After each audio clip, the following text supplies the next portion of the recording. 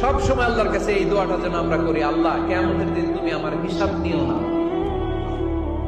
আল্লাহ তুমি আমার বিচার বসিও না, আল্লাহ তুমি দয়া করে আমারে মাফ করে দিও। আল্লাহ যার বিচার করবেন ও জাহান্নামে যাবে, আর যার বিচার করবেন না সে জান্নাতে যাবে। আল্লাহ যদি বিচার করে আর পাই টু পাই হিসাব নেয়, নামাজ পড়লি না কেন, রোজা রাখলি না কেন, মিথ্যা বললি কেন, খাদ্যে ভেজাল দিলি কেন, মাছে ফরমালিন দিলি কেন, যৌতুক খাইলি কেন, ঘুষ খাইলি কেন, উল্টাপাল্টা করলি কেন, জিনা করলি কেন, একটার পর একটা প্রশ্ন বানে যদি সেই ভয়ঙ্কর দিনে আল্লাহ আমাদেরকে জর্জরিত করে, আমাদের কোন উত্তর আছে? সেদিন আমাদের বাঁচার কোন উপায় আছে? তাই আমরা সবাই আল্লাহর কাছে দোয়া করবো, আল্লাহ কোনো বিচার টিচার মানি না, কোনো বিচার করতে পারবো না, দয়া করবা। কথা কয় না? কি করবে? এবার আওয়াজ করে বলেন, বিচার চান না দয়া চান?